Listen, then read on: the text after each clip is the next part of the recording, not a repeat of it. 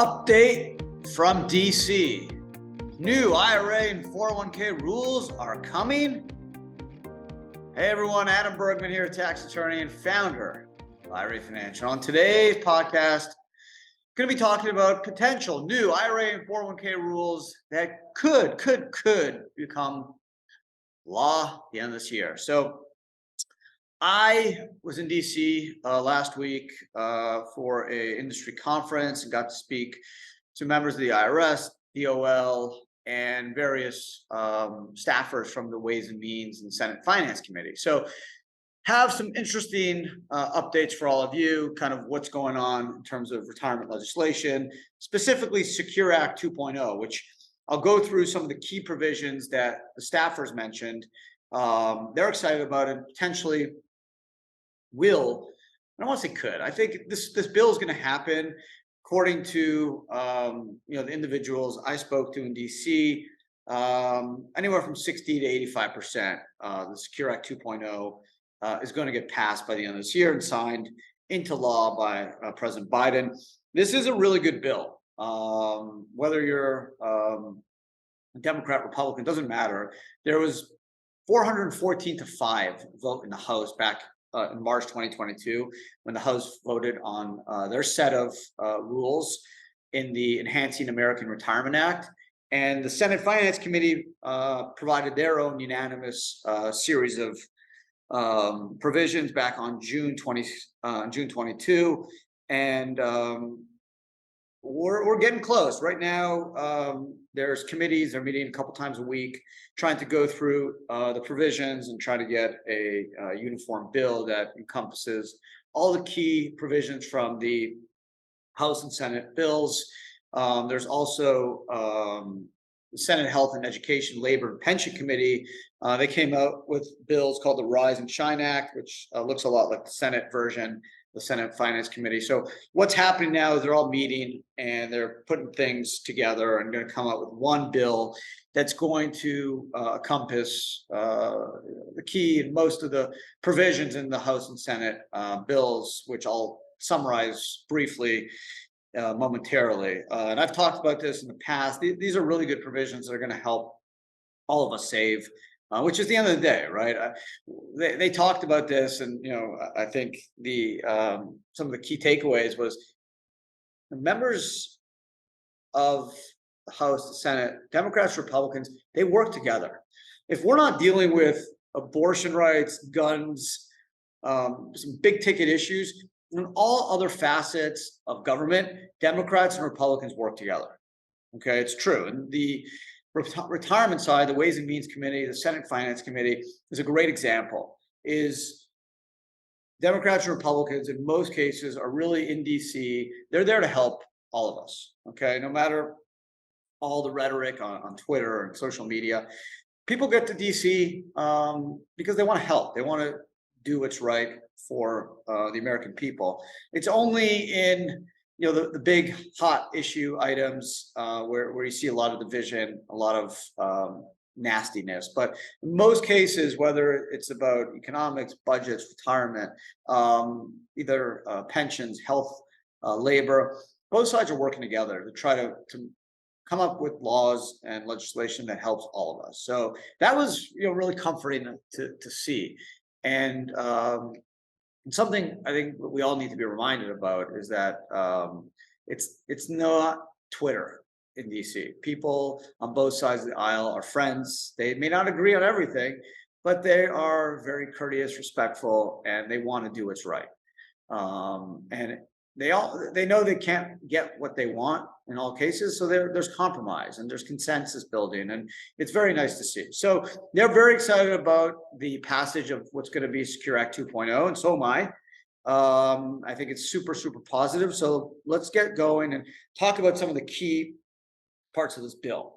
The first one is the RMD age is going to move from 72 to 75, and that's going to be gradual over the next 10 years. Small distinctions between the House and Senate bill. The House bill, the 75, age 75 will be in 2031, whereas the Senate side is 2032. Not a big deal. But ultimately, what's going to happen is the RMD age is going to be extended from 72 to 75 over the next 9 or 10 years. And this is the stuff that the committees are working out just to get everything on the same page. Failures to make an RMD, a requirement of distribution, they're going to reduce that penalty from 50 to 25% and to 10% if corrected promptly. Both House and Senate have similar language. This is a good thing. They understand. Listen, folks that are older, there's medical conditions. The rules are quite complex. People forget, right? They just miss the RMD. To penalize them 50% of what they owe, it's a major excise tax, and it's not negligent. It's not intentional. Just things happen. So they're going to reduce that potentially 10%, which is fair.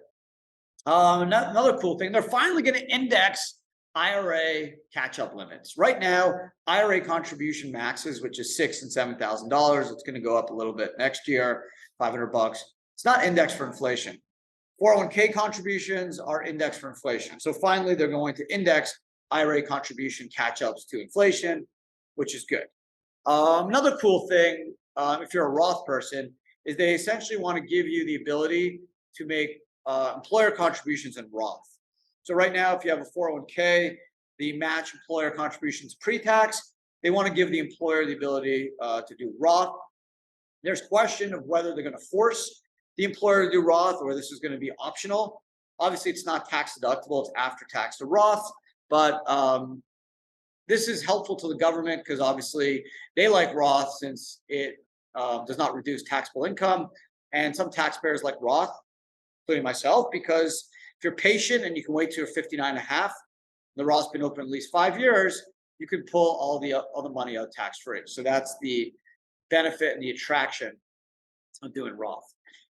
Matching contributions for student loans. So this is both the House and Senate bill want to add this provision that says that if the employer makes contributions to a 401k plans on behalf of the employees who are making student loan payments. So basically, instead of making contributions to the retirement account, the employee can say, make it to my student loan payments, and the employer can do it, and the employee will not get taxed for that income. That would be treated as a contribution, just like a 401k contribution.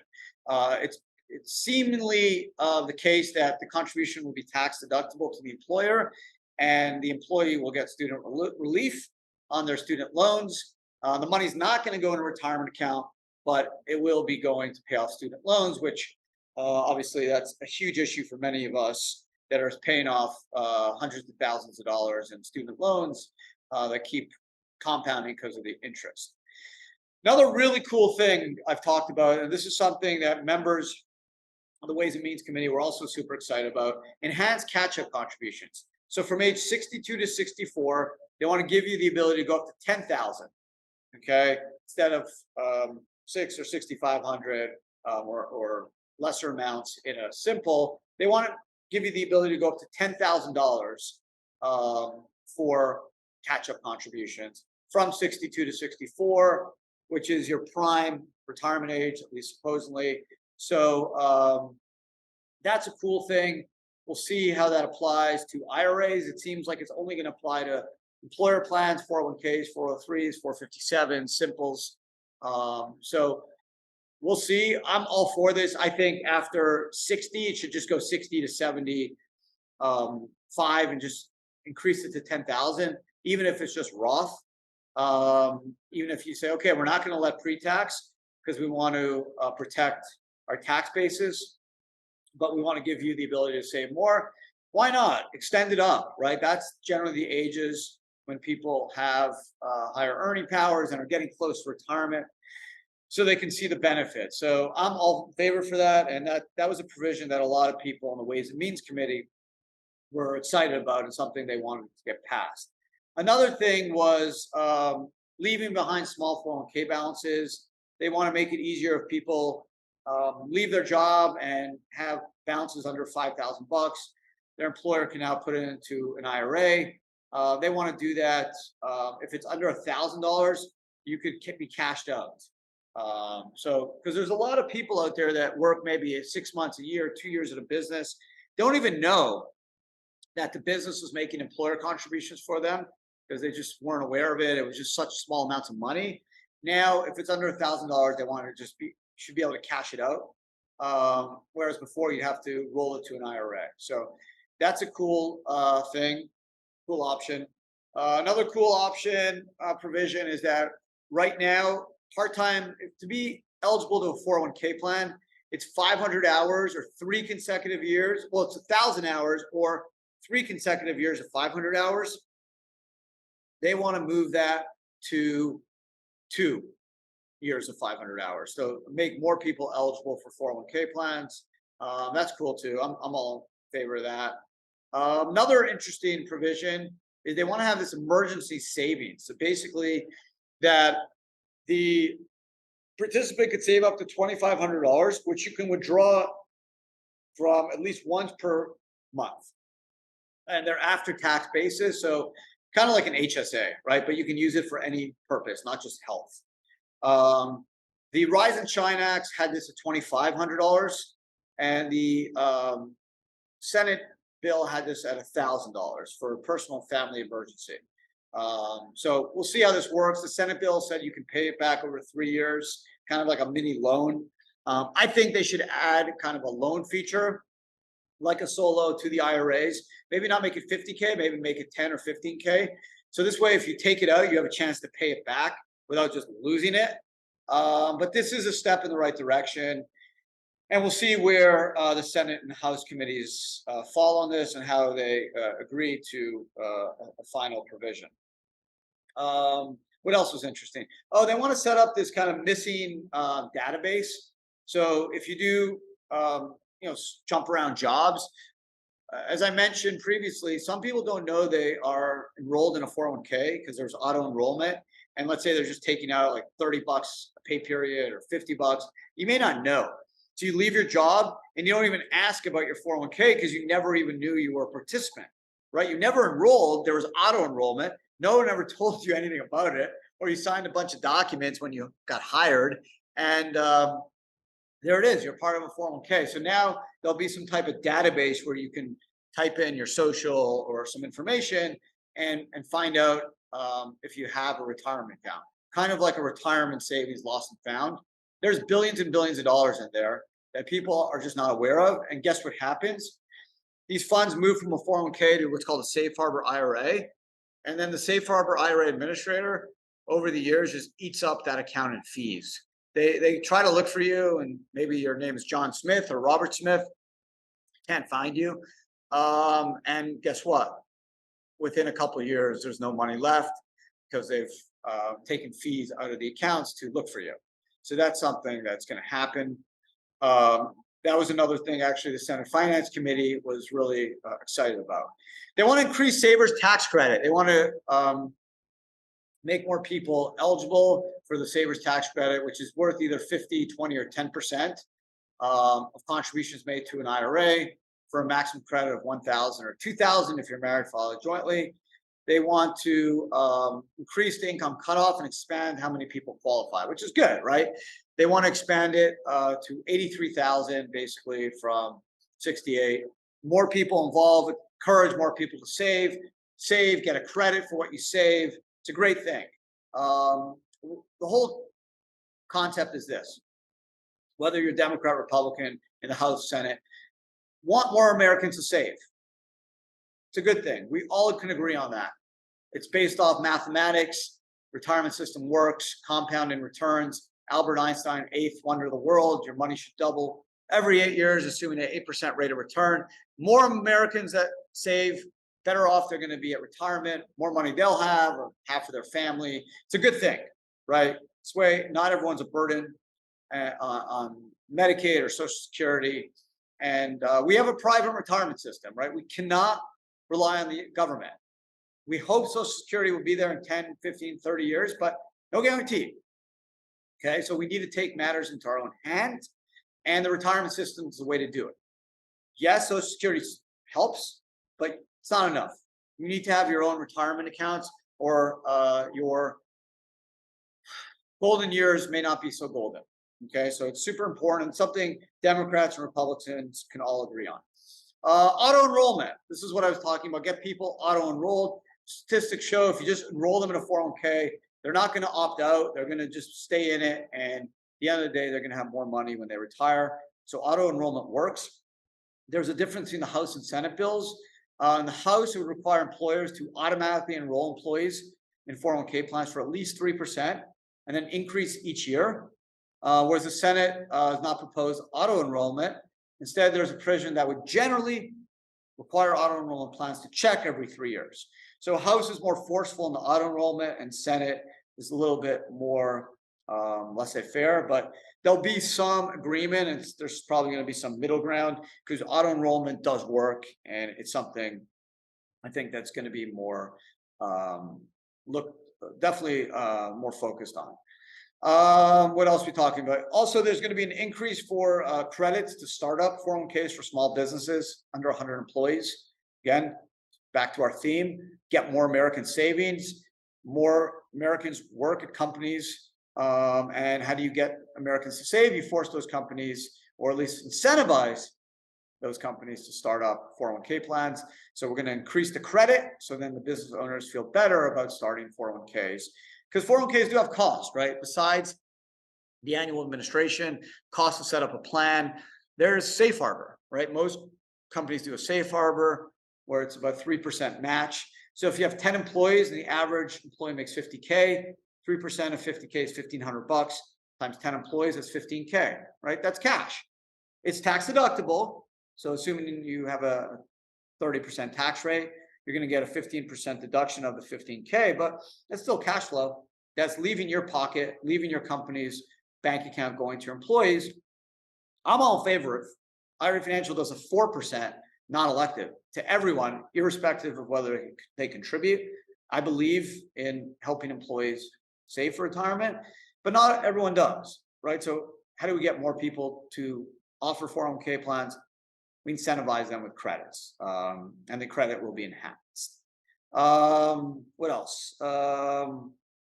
Statute limitations. So here's some differences in the IRA bill. In the House bill, they want to include a statute limitation or add more language that basically adds for excise tax, where you basically, the 3-year statute will essentially start when the return is actually filed.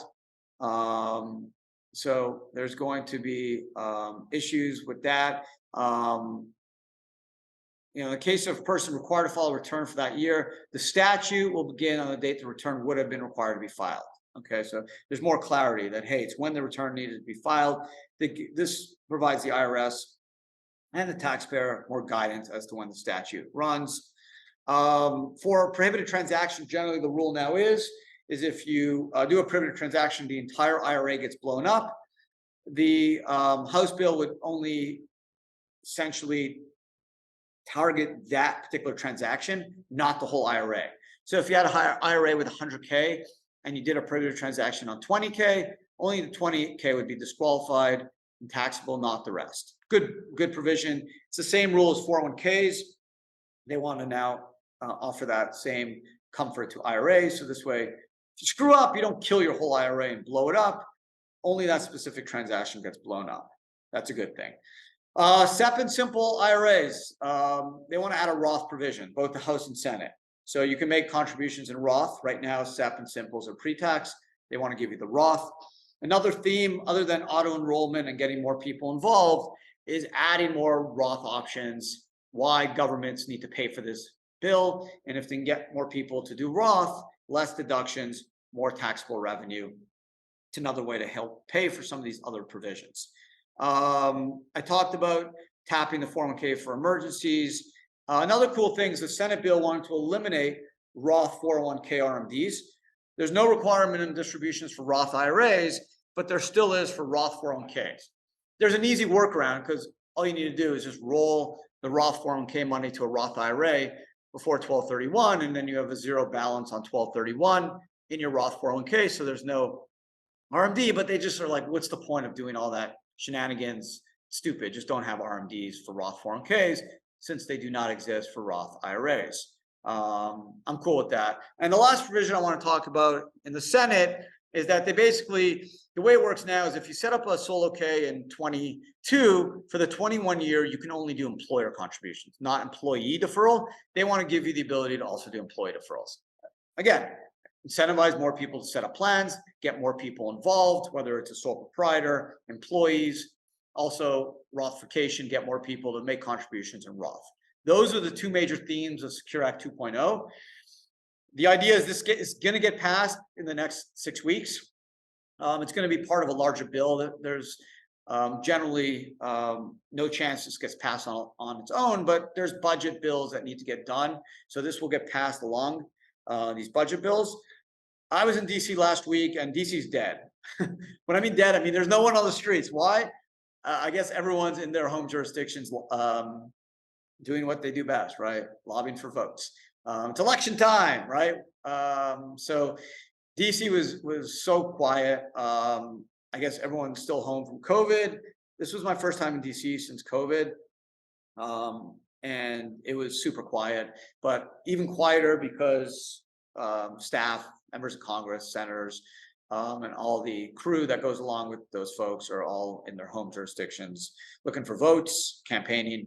But I thought I'd see just more lawyers and more lobbyists and just regular DC folks, office folks.